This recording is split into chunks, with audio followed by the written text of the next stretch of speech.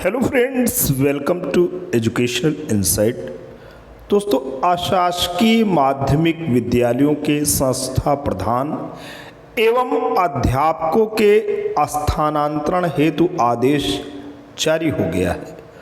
जी हाँ दोस्तों, जो भी सरकार द्वारा वित्त पोषित अशासकीय माध्यमिक विद्यालय हैं, वहाँ के प्रिंसिपल साहब और शिक्षक शिक्षिका भाई बहन जो भी कार्य कर रहे हैं, उनके ट्रांसफ़र का आदेश जारी हुआ है। इस बार ख़ास बात दोस्तों ये है, सहूलियत ये है कि ये जो ट्रांसफ़र होंगे वो उसका जो प्रणाली होगी वो ऑनलाइन मोड पे ना होकर के ऑफलाइन मोड पे होगी।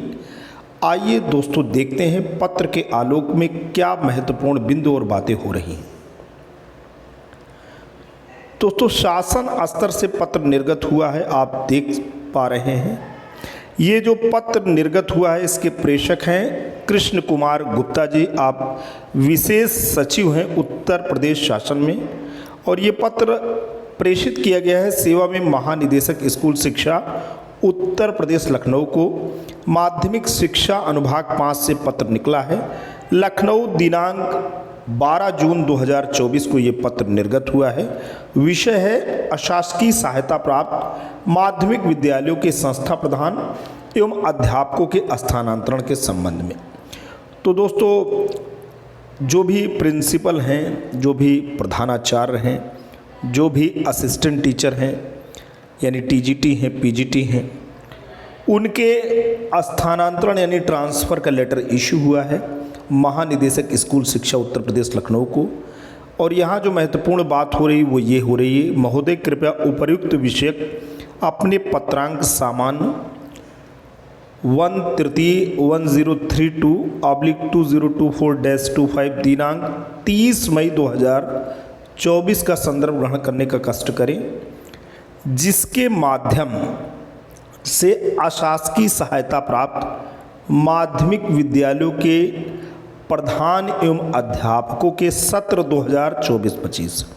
दोस्तों, यहाँ जो बात हो रही सेशन 2024-25 में ऑनलाइन स्थानांतरण किए जाने में विद्यमान समस्याओं को इंगित करते हुए उत्तर प्रदेश माध्यमिक शिक्षा अधिनियम 1921 की धारा 16 के अधीन निर्मित विनियमनों के अध्याय 3 के विनियम 59(4) में प्रावधानित व्यवस्थानुसार विशेष परिस्थितियों में विषयांकित विद्यालयों के प्रधान एवं अध्यापकों के सत्र 2024-25 में ऑफलाइन स्थानांतरण हेतु आदेश निर्गत किए जाने का अनुरोध किया गया है।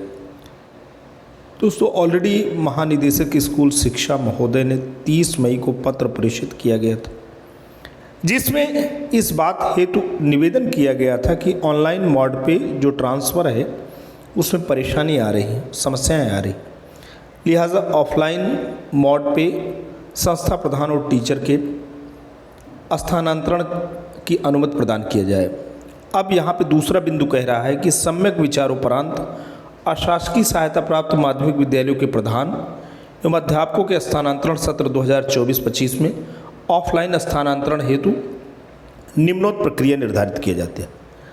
अब ऑफलाइन प्रक्रिया रहेगी। पहला बिंदु इसमें यह है कि स्थानांतरण सत्र 2024-25 हेतु निदेशालय स्तर पर प्राप्त आवेदन पत्रों जो संबंधित संस्था प्रबंधकीकरण जनपदीय एवं मंडलीय अधिकारियों की अनापत्ति संस्तुति सहित प्राप्त हुए हैं का संबंध जिला विद्यालय निरीक्षकों से रिक्त की उपलब्धता का सत्यापन कराते हुए ऑफलाइन माध्यम से स्थानांतरण आदेश निर्गत किया जाएगा। दोस्तों, पहला जो कि इम्पोर्टेंट पॉइंट है वो ये कहता है कि स्थानांतरण सत्र 2024-25 हेतु निदेशालय स्तर पर प्राप्त आवेदन पत्रों जो संबंधित संस्था प्रबंध अधिकरण जनपदीय एवं मंडलीय अधिकारियों की अनापत्ति या संस्तुति सहित प्राप्त हुए हैं का संबंधित जिला विद्यालय निरीक्षकों से रिक्त की उपलब्धता का सत्यापन कराते हुए ऑफलाइन माध्यम से स्थानांतरण आदेश निर्गत किया जाएगा। तो कुल मिलाकर के सीटें खाली रहेंगी। DIOS साहब उसको वेरीफाई कर देंगे कि सीटें खाली हैं, ये जा सकते हैं। सक्षम अधिकारी भी उस पर अपनी स्वीकृति दे देंगे। जो भी मैनेजर साहब हैं जिस विद्यालय में शिक्षक अशासकीय सेवा दे रहे हैं। दोस्तों, जैसे कि आप सभी जानते हैं, अशासकीय जो विद्यालय रहते हैं, सरकार भले वित्त पोषण करती है, उन विद्यालयों में का स्वरूप जो है निजी होता है। यानी वो विद्यालय किसी प्रबंधक के माध्यम से विद्यालय की जो व्यवस्था है वो चलाई जाती है। वहाँ पे सरकार के उच्च अधिकारी जो जिला विद्यालय निरीक्षक हैं, उनकी भी भूमिका रहती है, चूँकि शिक्षकों को वेतन पूरा का पूरा सरकार के माध्यम से दिया जाता है। अब विद्यालय का जो स्वरूप रहता है वो सरकारी ना होकर के निजी हाथों में रहता है। तो जब स्थानांतरण होगा तो जो प्रबंधक हैं जो विद्यालय संचालित कर रहे हैं उनकी स्वीकृति चाहिए होगी। संबंधित जिले के जिला विद्यालय निरीक्षक को भी स्वीकृति देनी होगी।